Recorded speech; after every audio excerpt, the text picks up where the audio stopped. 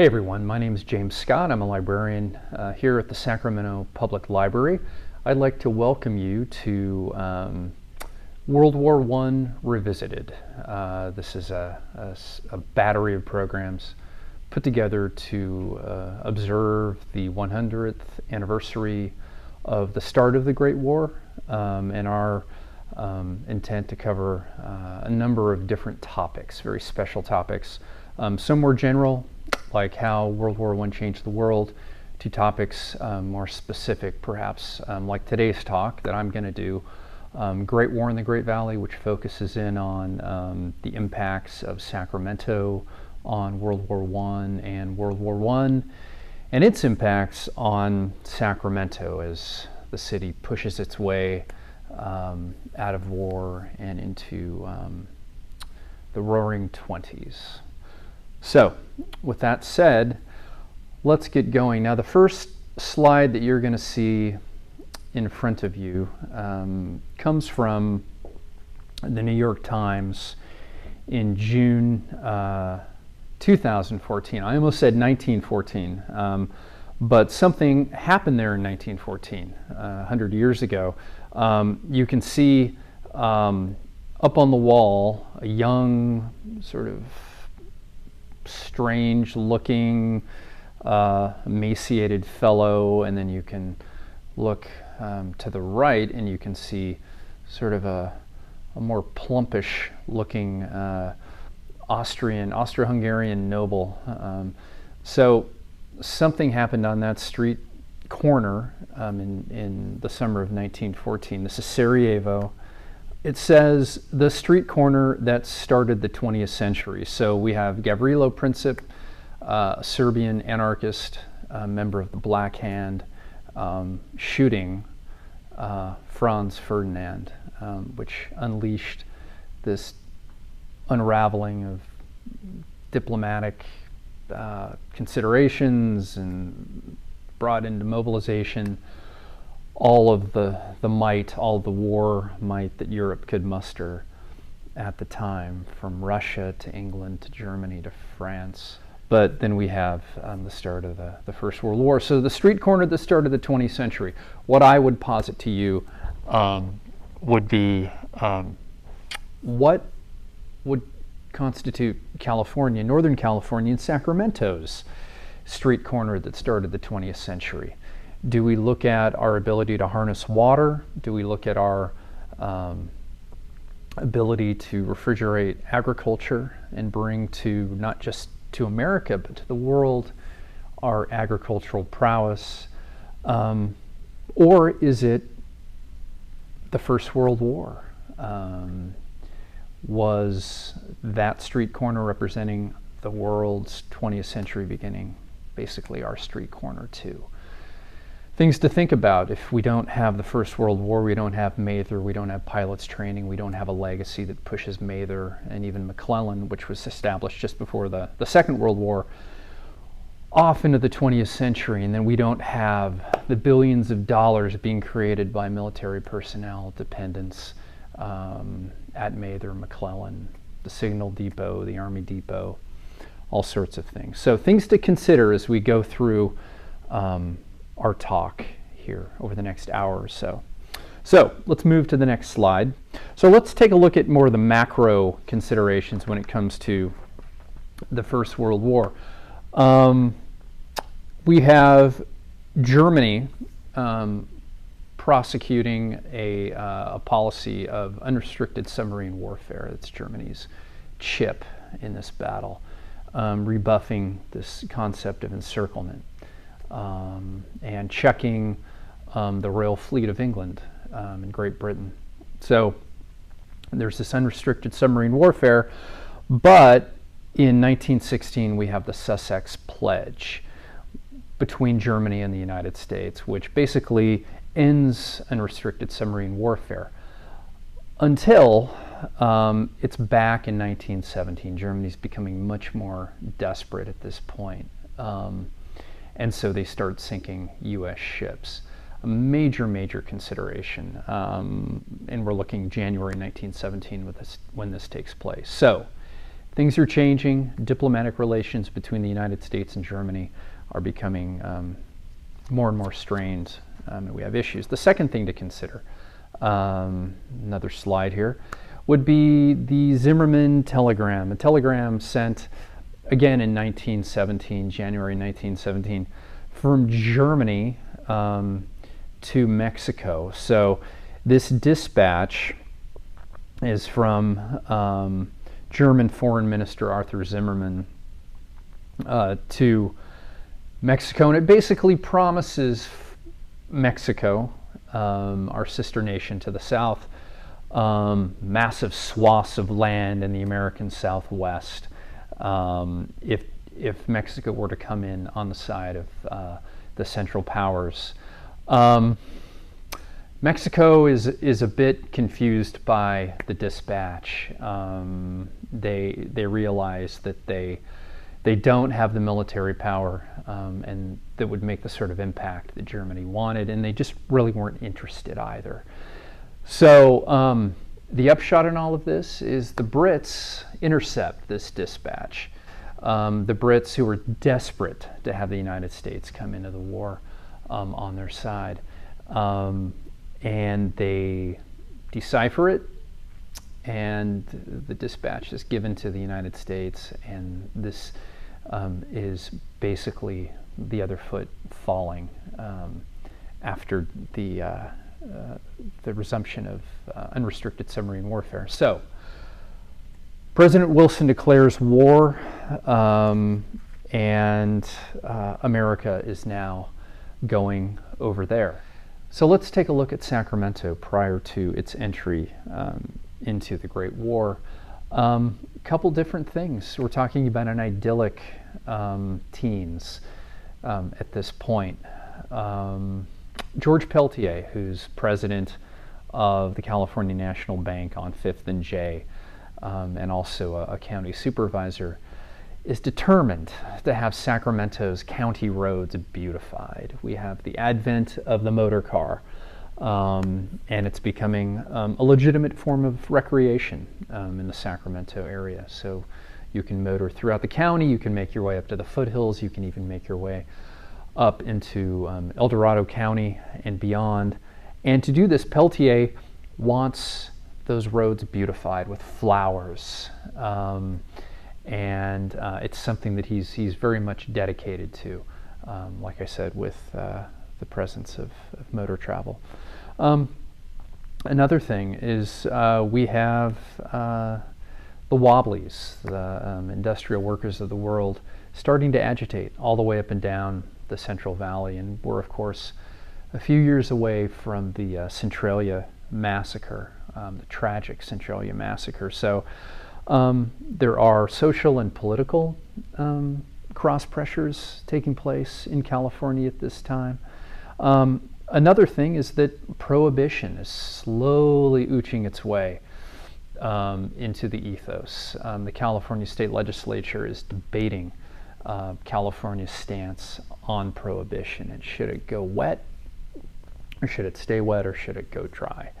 at this time. And then finally, the newly acquired East Sacramento is having its street signs changed to match those of the rest of the city of Sacramento. War comes, of course. So it's June 1917, and this is K Street, and we can see Fairyland. Off in the distance, we can see the intersection of 7th and K. There's the Capitol Hotel. There's the Golden Eagle Hotel. You can even sort of make out the Oxner building there. Moving on here. So there's this mobilization. The Southern Pacific Railroad feels like it does have a dog in this fight. There's certainly money to be made, but there's also a sense of urgency over protecting the infrastructure that made up Southern Pacific at this time. So Southern Pacific dispatches something like 150 men to its right-of-ways, its tunnels, its bridges throughout Northern California. And in doing so, these fellows are very much on edge. In fact, up near Marysville, a couple of fellows feel like they've captured a saboteur who's slowly making his way across a bridge. And what they find is a fellow like this. This isn't the fellow exactly, but his name would have been, he was a Frenchman, his name was Desire, if I get that pronunciation right. And he had stolen an 8.5-pound Plymouth Rock chicken in Marysville and was sneaking his way back. And these fellows on the bridge, on the trestle, felt like they had captured an Austrian saboteur who was going to blow up the trestle and slow down everything that was going on. So industrially, we see SP mobilizing. Now, in time, in a few moments, we'll talk a little bit more about Southern Pacific, but the fact is the wheels are starting to turn, so to speak. Okay, so this next slide, and I apologize for the lack of resolution on it, this next slide shows the Home Guard. So we have the California State Council of Defense, a statewide organization that's putting together these Home Guards. And we know that North Sacramento, Oak Park are two such cities that have units. In total in Sacramento, in the greater Sacramento area, we know that there are about 250 men that are dedicated to being part of this Home Guard, ready for some sort of Central Powers sabotage, some fifth column element. So they practice with wooden guns. They drill in the area known as No Man's Land, soon to be known as No Man's Land. That would be the area north of the SP rail yards, near the B Street levee, up into North Sacramento. So they'd be up there, and there are a few sort of comical stories of these fellows doing their exercises at night. Middle-aged men hopping barbed wire fences, getting caught and scaring the heck out of motorists making their way up and down Del Paso Boulevard at that time. So the important thing, though, is, yet again, this is another sign of buy-in and mobilization in Sacramento. So that's the Home Guard that's going on. And then let's go ahead and broach the issue of enlistment. So just as I've shown you the picture of K Street and Fairyland and goings-on at the Empress, and the civilian element being very, very excited about America entering the war, or at least fascinated by it. America still, and as we know is the tradition of the American Army, always volunteer-oriented. America has about 97,000 men that are in the U.S. Army proper prior to the war starting. So there's a need for manpower. Quotas are put out. Each state has to provide a certain number of men, either for the regular Army, the Navy, or the Marines. And by the way, the air element, which is burgeoning at this point, fits underneath the Signal Corps, which is underneath the U.S. Army at this time. So how well does California do filling its quota? Well, it doesn't do well. It hits about 21% of its quota by the end of April, which is not really where America wants to be. So President Wilson goes ahead and changes things. And by the way, one thing I forgot to mention was that in the first week after the war started, the numbers were slim at best. In the first week, we have the Navy office in Sacramento enlisting 12 boys. We have the Army taking 4 doughboys, and the Marine recruiting office reported something like 2 fellows a day coming in. So this is not just a California thing, it's a nationwide thing. So what might belie popular history, ostensibly giving the idea that the First World War was a war of tremendous support and boys running down to the recruiting offices, this wasn't true, at least initially. So President Wilson puts in to effect, or signs in, conscription. Okay, so draft comes at on about June 5th, 1917, and with that we have almost overnight 10 million Americans registered for the draft. And by the time November 1918 comes around, in the end of the war, we have about 4.5 million Americans that have donned the uniform of the doughboy, the sailor, or the Marine. Okay, so conscription is here. Now, oh, and I do need to mention, I flashed up here, we have Karl Erler, who is the son of a Lutheran pastor who runs St. John's Lutheran Church over on 17th and L. It's still there today, folks. So things to think about. Karl Erler, when he did show up after registering for the draft and being conscripted, he didn't pass the test. He was underweight, and his dental condition was abysmal. Dental issues are a huge, huge issue when it comes to getting boys through examination and into boot camp.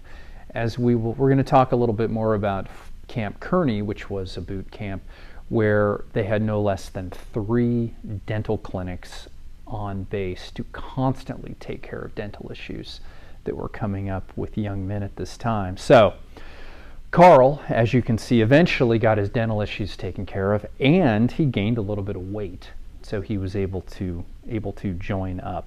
So moving on, conscription has taken hold, and what happens if you don't actually volunteer? Well, there is what emerges, the cult of the slacker. I've often wondered about the etymology of such terms, but there is tremendous pressure on young Americans to either volunteer or register for the draft. At the end of the war, we do have a case of roughly 20 Sacramentans, or residents of Sacramento County, who dodged the draft. It happened in '68, right? And it happened in 17 and 18. So history repeating itself, it's just the way it is. So let's talk about the boys heading off to Camp Kearney. Now, Camp Kearney is located in San Diego County. Let's just say that roughly half of our Sacramento conscripts in the first bunch left Sacramento in September 1917 and went to Camp Kearney. We also see Sacramentans heading up to Camp Lewis, which is along the Puget Sound in Washington State. So they are basically given, as you might guess, the fundamentals of war making as an infantryman. We're talking about gas and bayonet training. We know that gas is come into the mainstream in war making in Europe. Bayonet training is also very, very important, and also marksmanship. We know that the wooden effigies that were used for target practice were cut into silhouettes of German soldiers with that sort of distinct apron, and in some cases the Prussian point on the helmet. Also, sex ed is being taught at Camp Kearney by the YMCA. Insofar as eating, these guys are eating tremendous amounts of food. In a single day at Kearney, 20,000 pounds of beef, 26,000 pounds of bacon, 5,000 pounds of tomatoes, and 20,000 pounds of potatoes are being consumed by our doughboys at the time. If you're interested in getting a really great window into what's happening at Camp Kearney and what's happening at Camp Lewis, you can look in the Sacramento Bee. There's a section in the paper known as Our Boys at Camp. I might be a little off with the title of that, but it's a really entertaining window into what they're going through. Now, rats are a problem at Camp Kearney. So the Army brings in hundreds of Persian cats. I mean, ratters, right? Persian cats. The first thing you think of when you see a Persian cat. So the Army brings in Persian cats to abate the number of those little fellas running around. Guys also get immunizations for smallpox and typhus, and of course I mentioned the 3 dental infirmaries at Camp Kearney. In terms of entertainment, we're also seeing fight promoters in San Diego County bringing in 400 pairs of boxing gloves. There is a swim tank. There are tennis courts at Camp Kearney. A unit of soldiers from Woodland adopt a monkey as a mascot. It was given to them by Charles Ringling of Ringling Brothers fame. So a lot of things happening down at Camp Kearney, and a lot of things that portend tragedy. We know that more folks died as a result of the Spanish flu than died in total from the Great War. By November, men start to die. 60 in 1 week. Close quarters. The influenza flourishes in these conditions. We're going to see is our men and women head across the oceans in these large transportation ships. Things happen. So now let's go ahead and talk a bit about agriculture and the role of agriculture in war making. So America and California is posed with the challenge of having to feed itself, but also having to feed Europe and these great armies that are amassing. So a team gets together out at the University of Farm, this sort of backwater extension of the University of California, Berkeley. It would become known in time as UC Davis, and their charge is to come up with a mindful, responsible way to increase crop production. Now, one method they come up with is intercropping, okay, which is very simple. You can basically go ahead and plant in one area several different crops. The one example that seems to recur is taking apple orchards, and then in between these lines of apples, apple trees, is planting tomatoes. Another method is crop conversion.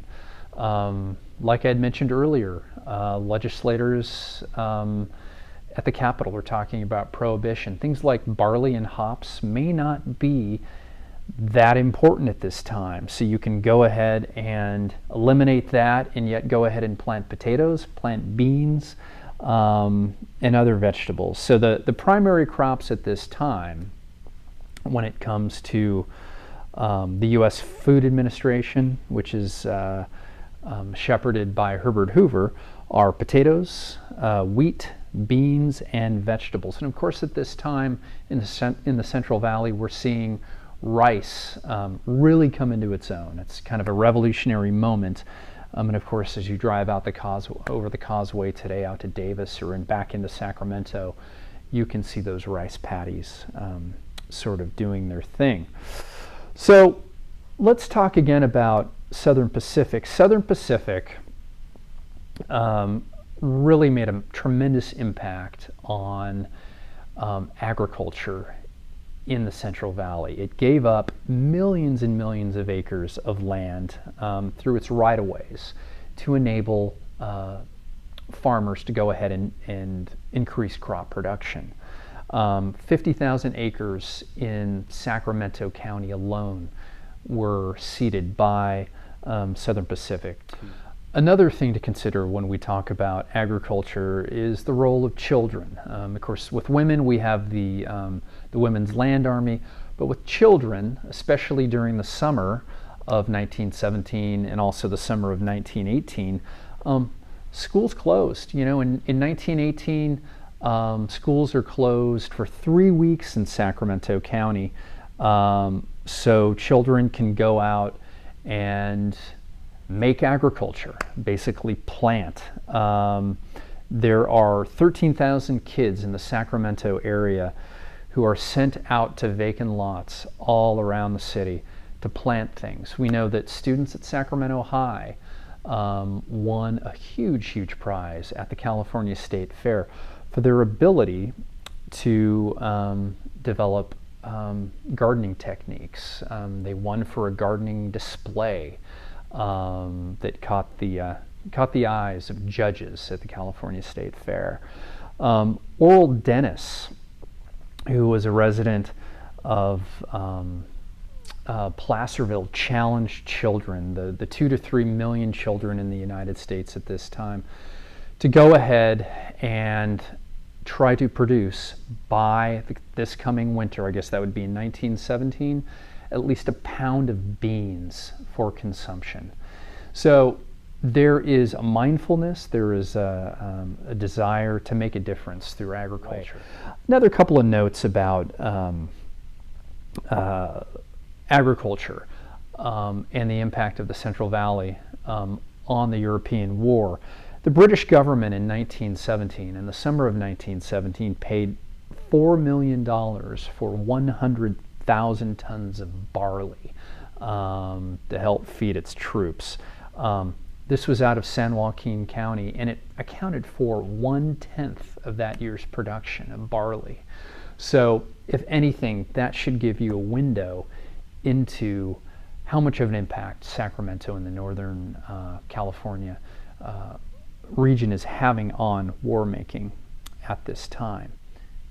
So let's move to the element of education in California at this time, and how government officials are trying to mobilize kids to help out with the war effort. As one of the oldest depositories in the state of California for government documents, we have this beauty right here that the Sacramento Public Library holds, All for America, What California Schools Can Do in the Present Crisis. So a document printed by the state of California and the Department of Education to, I guess, more or less be a primer for teachers and school districts to join the war effort. And we have Governor Stevens here saying, "From the governor to the boys and girls, our country is at war. New duties and new tasks may be assigned to you, not too many and not too hard. You can help if you will.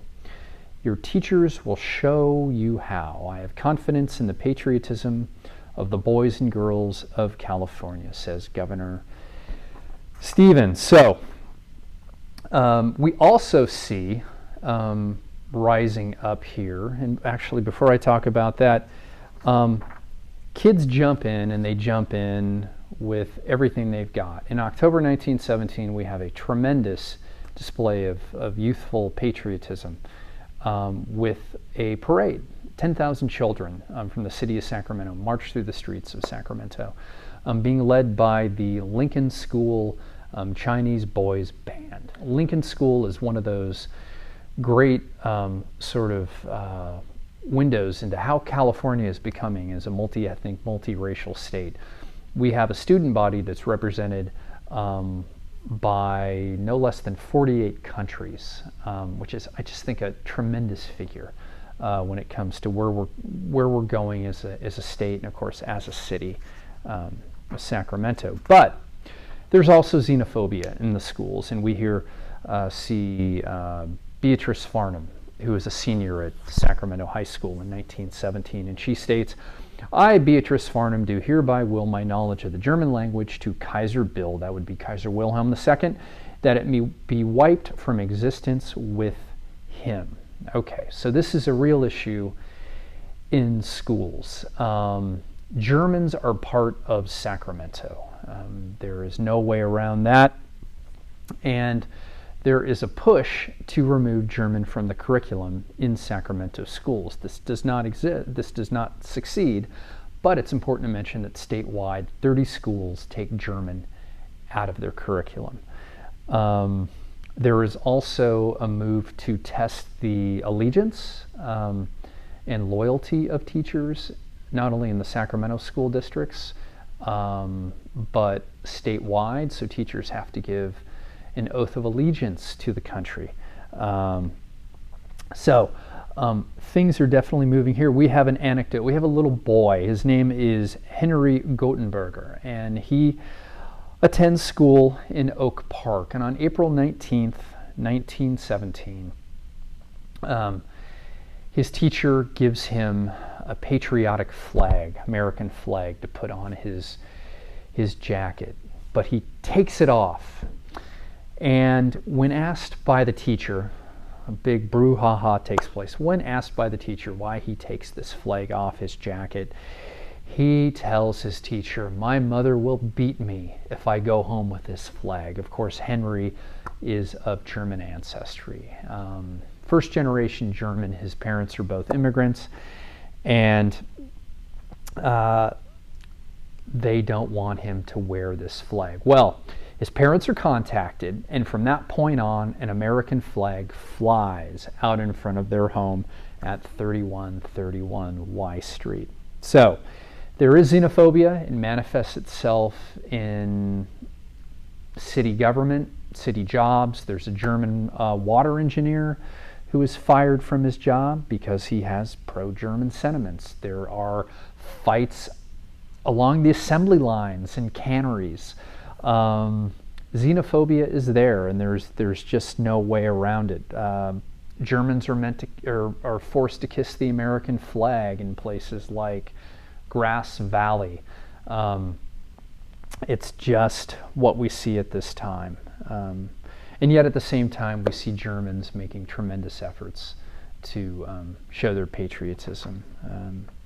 So another element of education, we have the Sacramento High School Cadet Corps, which in 1912 only had 40 cadets. But by 1918, they have a robust number of 235. Now, in April 1918, there's a 5-day exercise that takes place of cadets at Del Paso Park. Beautiful, beautiful Del Paso Park. If you ever get a chance to see photographs, go through the B, go through the Union at this time, and what a beautiful, beautiful place it was back then, and of course still is. But we have these cadet exercises that are taking place up at Del Paso Park. And the cadets do everything from bayonet practice to war games.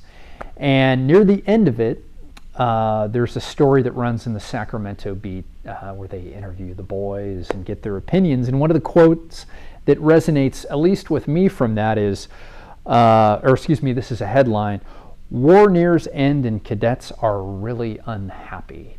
So as you can see, this fervor for war, going overseas, going over there and then going over the top is very much a part of school culture at this time in Sacramento.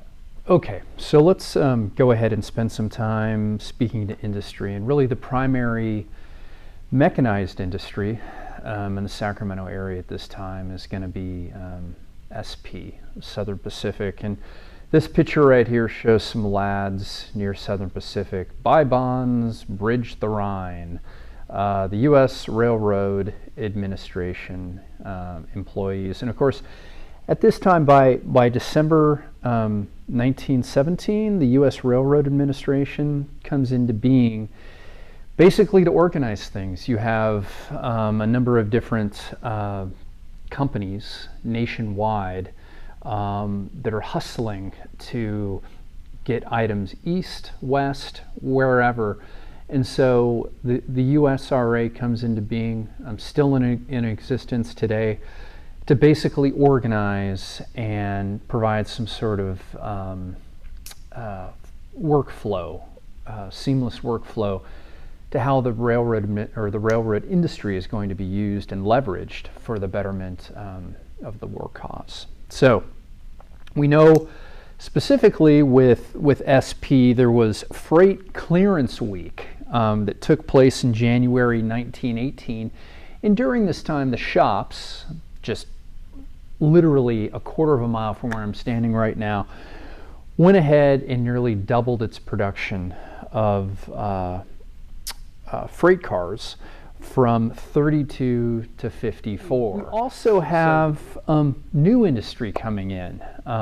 Probably the most notable at this time would be up in North Sacramento, the then city by itself over on the other end of no man's land.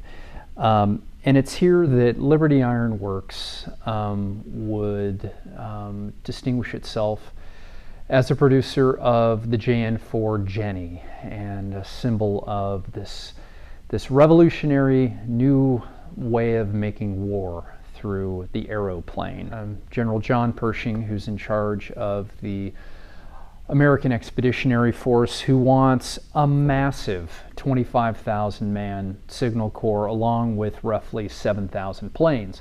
So these are Curtiss planes, company based in Buffalo, and they send out engineers to Liberty, and the quota, the production quota per day, at least to me, seems backbreaking. So they need to produce 5 planes a day and about 150 planes a month to help, again, feed this need for well-trained pilots who are going to be able to go overseas and perform in this new kind of warfare. Now, at Liberty, another thing we see is the development of new technologies, but we also see, and you can see sitting down right there, a woman. Women are now becoming mainstreamed into war industry. We know, according to the 1920 census, looking back to about 1918, 1919, at least in California, there's total parity when it comes to the munitions industry in California. You have just as many women as men working in munitions, okay? So definitely at the very local level, the war is hitting home. So at least in terms of gender equity, we see a whole lot more of that going on, and of course a lot of that is thanks to the war. Okay. Now, as a side note, we see that Liberty ceased production of planes in 1919 and was retrofit to go ahead and make tractors and trucks. So a reconversion to a peacetime industry for Liberty. Now, Liberty was producing the JN4 Jenny, which is what you see right here. Now, training with the Jenny was basically broken down to 4 parts, and of course we're going to talk about Mather Field in a moment. But when you trained, you had 4 parts. You had instructor training, which meant that you had the cadet sitting in the front seat. This is a 2-seat plane, as you can see. You had the cadet sitting in the front, instructor in the back, instructor flying. You also had instructor cadet flying, where you had the instructor and the cadet sharing flying duties, which must have been very interesting, at least for a short time. And then You had soloing, which was step 3, and then at the very end you had long distance flying. Now, the Americans had a hard time picking up a lot of techniques that were perfected by both the French and the English vis-a-vis the First World War, but the Americans did adopt what was known as Gosport training. The Gosport technique for instruction meant that you would actually speak through tubing. The instructor would speak through tubing to the cadet and then back and forth, and then you would also go ahead and use these 4 elements of training, this progressive sort of method of education. There was also an academic element where you had fellows learning on the ground, and instructors would teach basically in classroom environments, and these instructors were known, and this is very cute, as Kiwis, because they never flew. They just stayed on the ground and taught the boys there. This next photo is one of my favorites. This is Cal Berkeley's School of Military Aeronautics, and of course these boys, cadets with their white striped hats, are standing in front of the Hearst Memorial Mining Building. Now, basically, these flight schools were popping up all around the country. You had the University of Georgia, you had Princeton, University of Texas, Austin, you had Ohio State. All of these schools took young men and taught them in the very, very basic tenets of flying. So it had everything from flight theory, radio operation, gunnery, flight mechanics, and then also a bit of tactics. So this was stage 1, and then you would move to whatever military signal corps flight school you would go to. These boys in this picture right here, by June, would be going to a place called Mather Field, which was a tremendous revelation for Sacramento. I mean, imagine, you know, the area of Florida that got Cape Canaveral and eventually Cape Kennedy. I mean, having something like that move in next door, the space age, nearly space age method of war fighting moves in. So Sacramento got Mather. The War Department moved in, looked at a bunch of different sites, learned that if you had flight training done on the West Coast, you could train an aviator in half the time that you could, say, maybe in Texas or in the American East. North Island Naval Station was a place where they were training aviators very, very quickly. So it became a chip that Sacramento could play for getting a field. So the War Department looked at weather records all the way back to 1848 and said, yes, this is the place where we'll go ahead and set up a field. So 700 acres, employed nearly 1,000 personnel. And of course, you can see up here, we have the field laid out. There's the sort of the signature water tower that was something that you could see from a distance and really came to define early Mather. And then up near the top, you can sort of see a line moving. Oh, I don't know. It almost looks like a hedge, but it's really a line of rail cars. There's a 2.5-mile spur that broke off of the main line, and it was paid for by Sacramento County and then also by the U.S. military to basically get planes there. So you could build planes at Liberty, and then you could have those planes sent in by rail. And voila, there they were. Now, you can see off to the left, that's the flight line. Of course, you've got several hangars going there as well. But that flight line is basically all grass. One of the hobgoblins of the flyer at this time was dust. So it was important to keep a lot of water flowing in this area. One of the early techniques was to bring in wagons full of water and then dump them all over the field. But as time went on, Mather instituted a sprinkler system, and you can see the lines running out And those sprinklers would keep that dust down. Dust could affect visibility, but then it could also, you could get those little microparticles that could affect engine performance. And it's, it's one of those things where we know of roughly 10 aviators who died at Mather during the First World War in training. It came with the territory, and the statistics are such that roughly you're looking at, for every 65 cadets that got their wings, their silver wings, and lost that white strip around their hat, one died. And so a very difficult reality when it came to flight training. So this is one of my favorite artifacts, and it lives in the Sacramento room at the Sacramento Public Library. It's Air Currents, which was the monthly magazine, base magazine at Mather. This is a Handley Page bomber that was painted by Carl Peter Teigen, who was a lieutenant, native of Minnesota, who was stationed at Mather. And I love the highly liberal, geographic, we'll just call it liberty, that was put to work here by Teigen when he painted this cover. The massive mountains and the interesting positioning of Mather right there.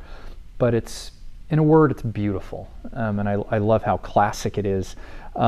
So the Air Currents had all base news, advertisements from all over the city, and it's written that it was a non-political, non-sectarian, non-agitating, and none of your business publication.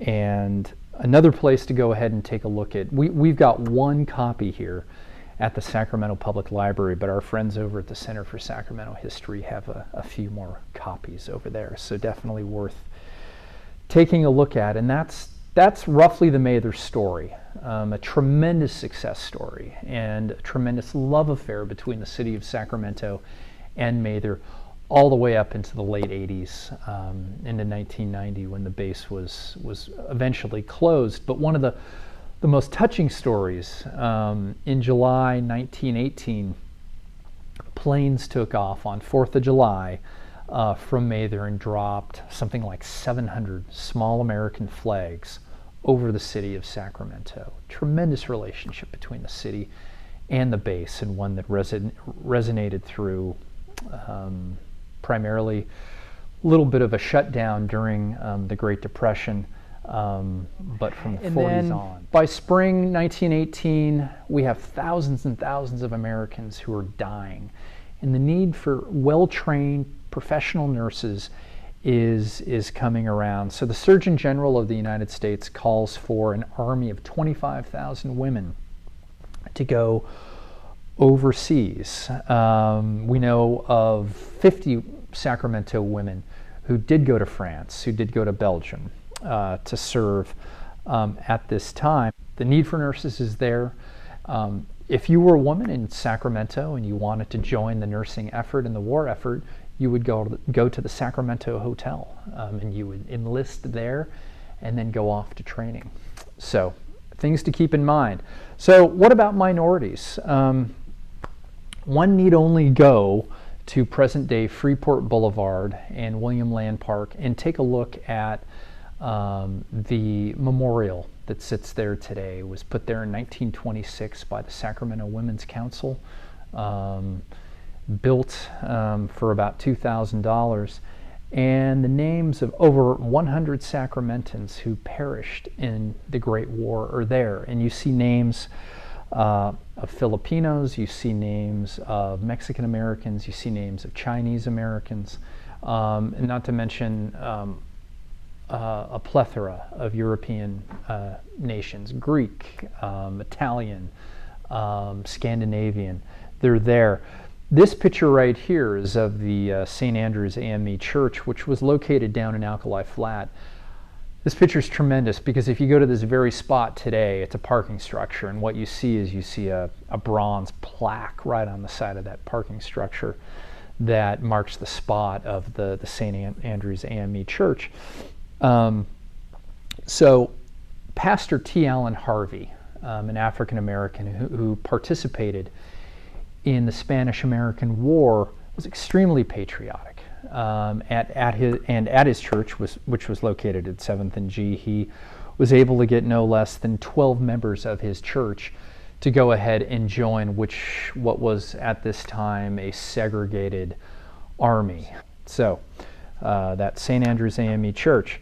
Now, what about war bonds? And the city was head over heels successful in trying to make this thing go. Now, what we see right here is we see kind of a motivator. This is the Great Soldier of Freedom, which would have been located over at the Pink Post Office, or the Federal Building over on 7th and G, 7th and K.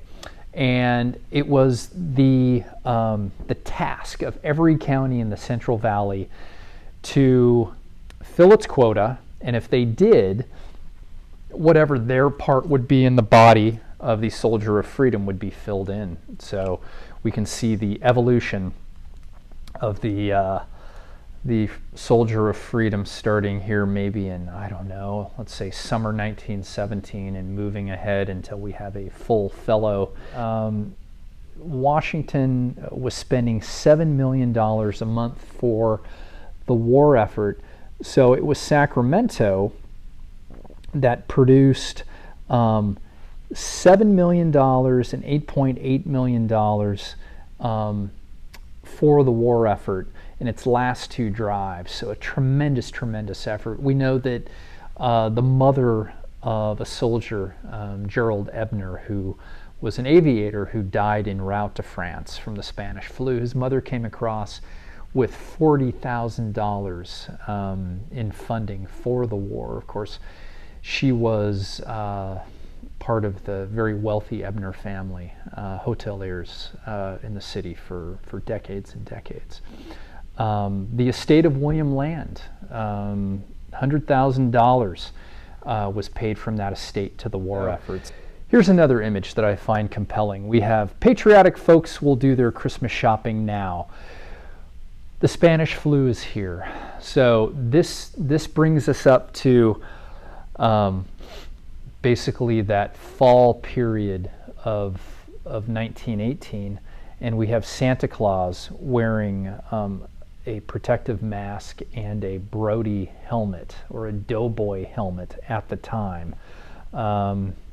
It started at Camp Kearney, right? And by Halloween 1918, the city has 2,000 cases of the Spanish flu. And by October 30th, masks are mandatory within the city. And then there was the extremely sad story of Lillian Todd Hunter, who became a yeomanette, graduate of Sacramento High School in 1917, grew up in Sacramento, and she became a yeomanette, went to Mare Island Naval Station, got sick, and died. Things about Lily, well liked, like a lot of these kids were, but she most notably was known as the first woman to die in the service of her country as part of the U.S. Navy. And this is a picture of her.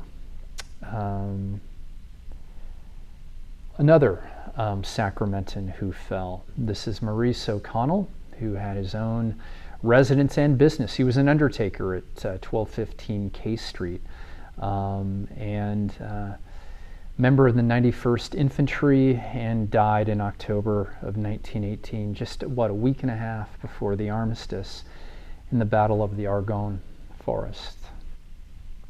And then here is Louis Baptiste Schuler, who was a corpsman, started off in the Navy and then became a member of the U.S. Marines. Of course, the U.S. Marines, probably their most seminal moment as a elite fighting force was at Chateau Thierry, and he died in June 1918 as a member of the Marines. Now, Louis Baptiste Schuler attended Mary J. Watson Grammar School, which is where the Memorial Auditorium is today, over there on 15th, 16th, and J Streets.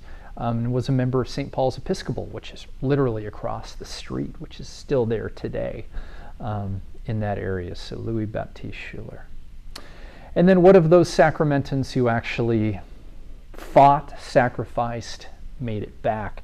This is George Clump, who was a serviceman, a doughboy, came back, and his legacy is still there on Riverside. You can see his business there to this very day. A.J. Affleck, whose business was located on 10th and J. He was a pharmacist, a graduate of Pacific School of Pharmacy, and his business was there for many, many years. He and his brother were there in what was known as the Cal West building over there, which is now, well, you can probably guess that his business was probably located somewhere where the lobby to the Citizen Hotel is, or the Grange restaurant, which is quite a thought. And then there's the Lagomarsino family, an Italian family, started its great seed empire near what would today be Brighton or Sac State. This is a picture of Andrew contrasted with one of the locations. This is the Alhambra location of Lagomarsino and Sons.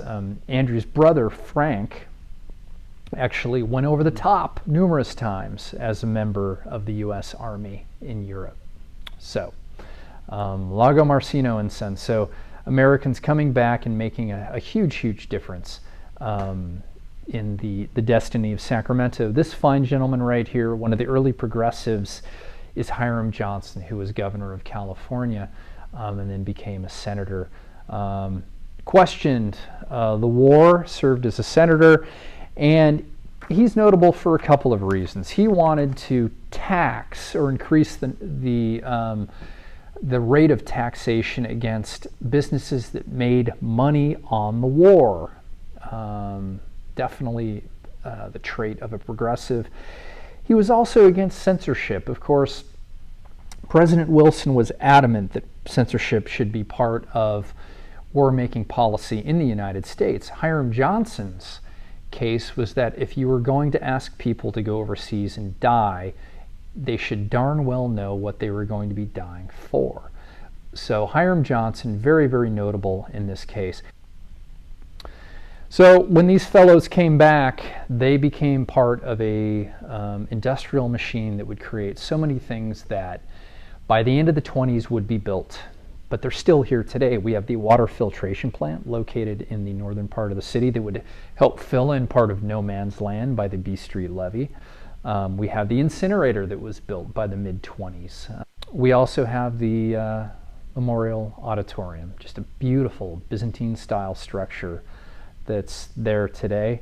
And then there's Sac High that was built in the 20s by so many who came back from the war.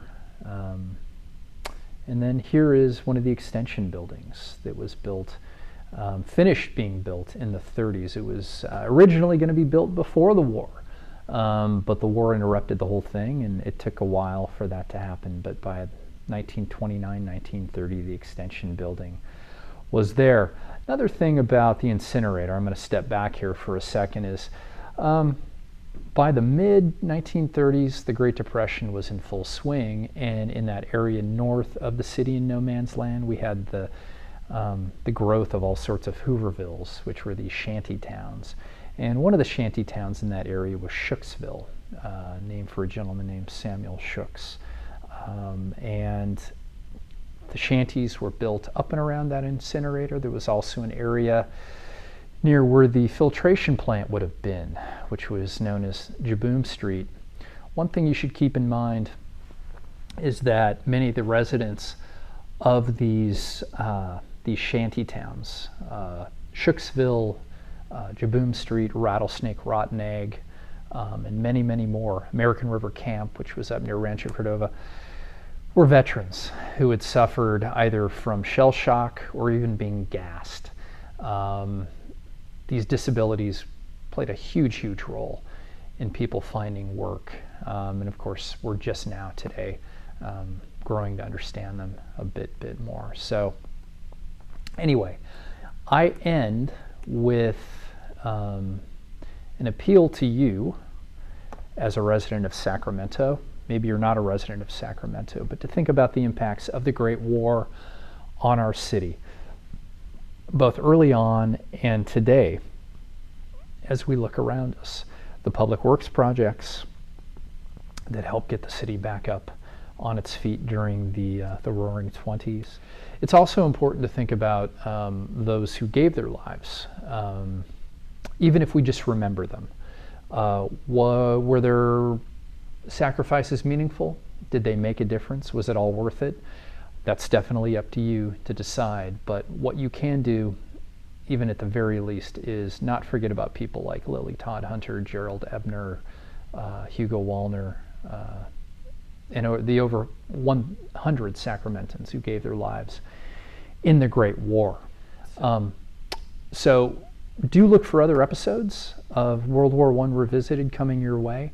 The next one will be Aaron Cohen's talk on art in the Great War, and then we'll have Mona Siegel and her talk on how World War I changed the world, and then Sal Campagno, who was vice president of the World War I Historical Association, and his talk on military science. So with that said, thanks for tuning in, and we'll see you on the next installment of World War I Revisited.